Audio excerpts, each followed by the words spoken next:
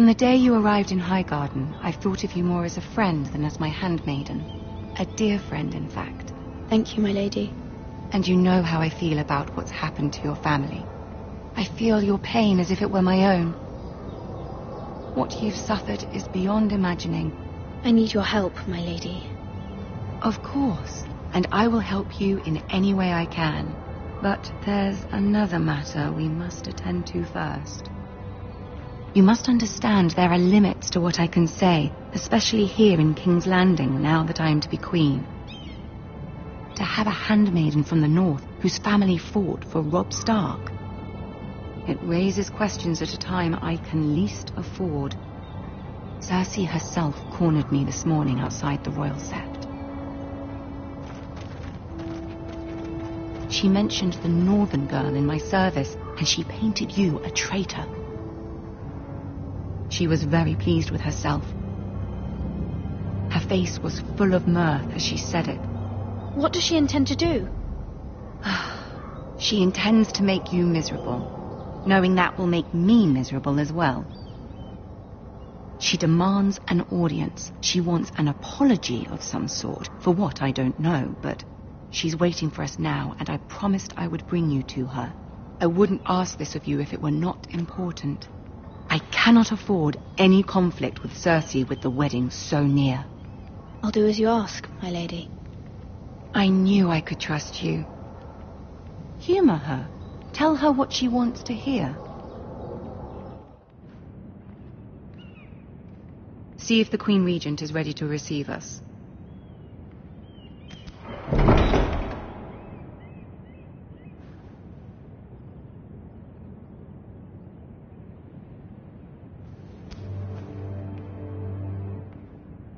You'll be fine. I know you will.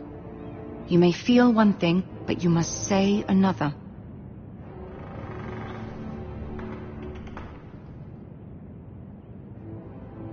Good luck.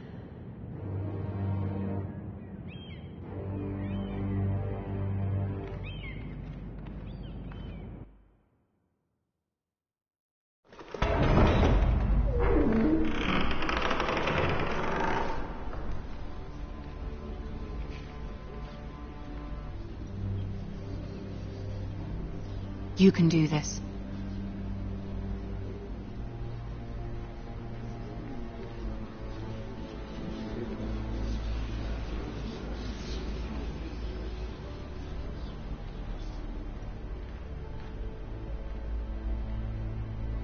Ah, Lady Marjorie. Aren't you looking lovely this evening? Lord Tyrion. Your Grace? With your permission, allow me to introduce Lady Mira of House Forrester.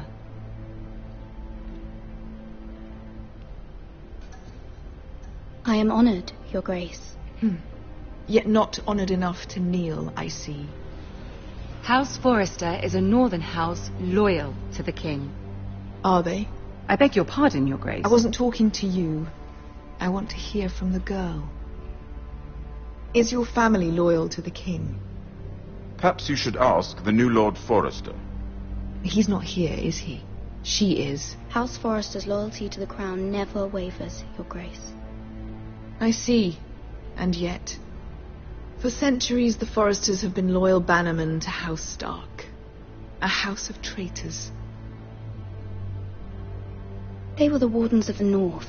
We all served at the pleasure of the king. Clever girl. Perhaps too clever for her own good. The girl did say their loyalty was unwavering. She has a talent for equivocation, yet I question what she really thinks. Is your house willing to swear fealty to your new liege lord, Roose Bolton? Roose Bolton also served the Starks, Your Grace. And proved his loyalty to the crown by bringing their house to a swift and sudden end. Old allegiances are not easily abandoned. But now that the war is over, we must look to rebuild and forge new alliances. There are ships and shields to be built, and Joffrey will need a steady supply of ironwood for his armies. I'm told there are others who would happily serve that purpose, but I trust we can rely on House Forrester. Foster Ironwood does seem rather unique. To our mutual benefit, Your Grace. And at the pleasure of your king. It would be a shame to see it fall into the hands of another house. I imagine you'd do almost anything to prevent that from happening, wouldn't you? Ask any Lannister, and they'd do whatever was necessary to save Casterly Rock. It would be unfortunate to see another house lay claim to what's yours. I won't dishonor myself, Your Grace. I see. What would you have the girl do, Cersei? It's not as if she fought beside the Starks, wielding a battle axe for the Northern Army. It raises an interesting question, I suppose. Can we truly blame those who end up on the wrong side of the war? Our dear Marjorie here was betrothed to Renly Baratheon on the false assumption that he would one day rule the Seven Kingdoms. Can we fault her for her mistake? Should she be held accountable? She was just following her heart, Your Grace. And the very same heart so quickly led her to my son. If there's a point to this, I hope you find it quickly. Loyalty can be such a hard thing to define. This city alone is filled with all sorts of ambitious opportunists looking to reinvent themselves, pretending to be something they're not. Who knows what lurks within their hearts? You are a girl from the north here in service to Lady Marjorie. One can only assume her interests are yours. Yet loyalty to a king, that must be absolute, beyond question. And if your loyalties were to become conflicted between your king and the very person whom you serve, what would you do then? I'm sure she would... Let the girl answer the question. Go on. My loyalties would never conflict, Your Grace. That's a coward's answer. I will not have my time wasted by a northern girl who thinks she can play games. Who do you choose?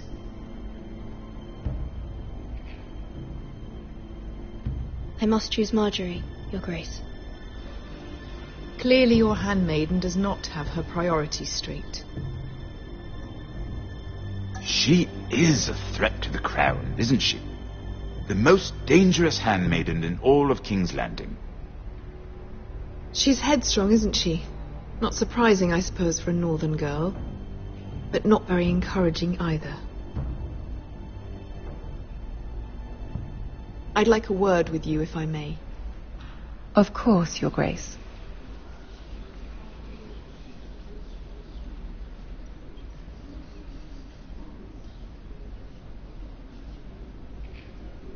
I'll walk you out. This may come as a surprise, but I met your father once, at the tourney at Lannisport. Even then he didn't trust Roose Bolton. We only spoke briefly, but your father struck me as an honorable man. You have my condolences for his loss. Thank you, Lord Tyrion. That's very kind of you to say. You were brave to declare your loyalty to Lady Marjorie. No doubt she was pleased, but Cersei... she will not soon forget what you said.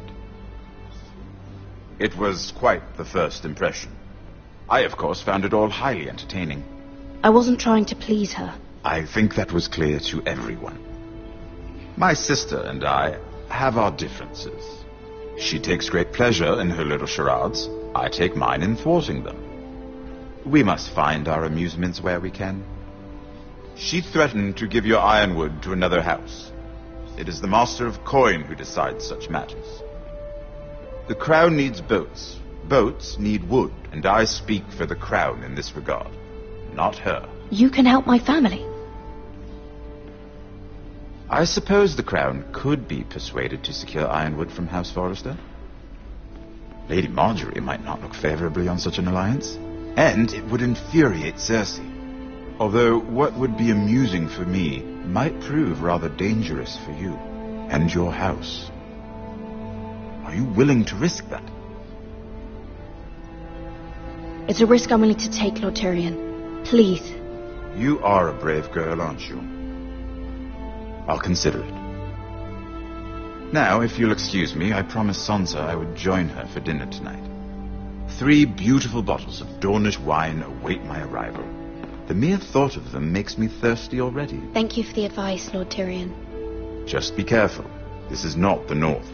King's Landing can be a nest of vipers to the uninitiated.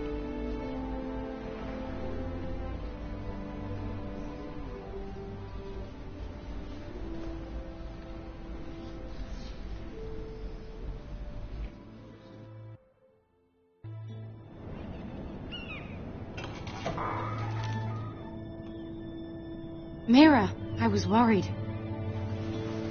How was it? Cersei has a way of looking at you as though you're nothing. It didn't go very well. I'm sorry. Cersei is known for being rather difficult. But at least it's over now. Lady Margaery has spent the entire day working on the seating arrangements for the wedding. Of course, you and I are seated way at the back. Here with the 4th cousins and the 9th-born sons. Ah, Sir Jaime. I wouldn't mind tarnishing that white cloak of his. Sarah! What? It's true. And Oberyn Martell, the Red Viper. I'm told he has a paramour. He is quite handsome. And quite passionate, from what I've heard. Perhaps Lady Margaery could make the right introductions. Who knows? We might meet our future husbands.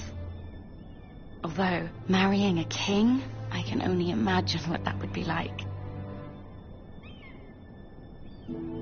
Would you marry Joffrey if it meant you'd become queen? He does have a certain look about him, and he's always treated Lady Margaery well. I don't want to be queen, no matter who I'd have to marry. Don't want to be queen?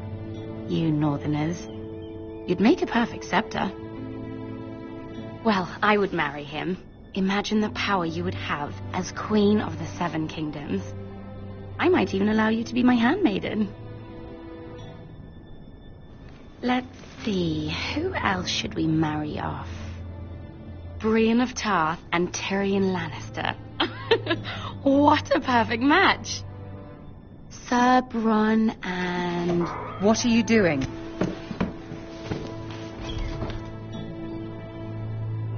Well?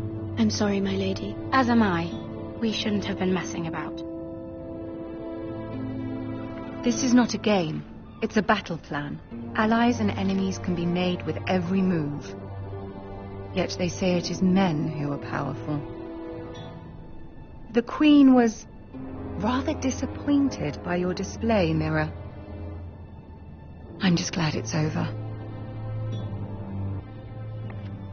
King's Landing can be exhausting sometimes. There's always someone to please or some perceived slight to smooth over. I fear it will only get worse when I am queen. Once they know your true heart, the lords and ladies will have no choice but to love you. Do you agree?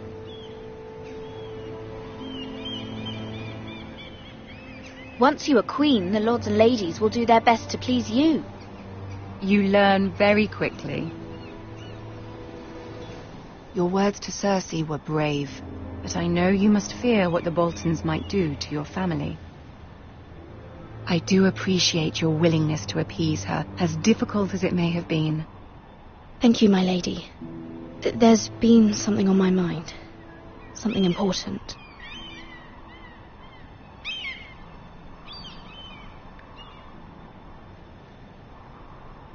My mother wanted me to ask a favor of you, for my family.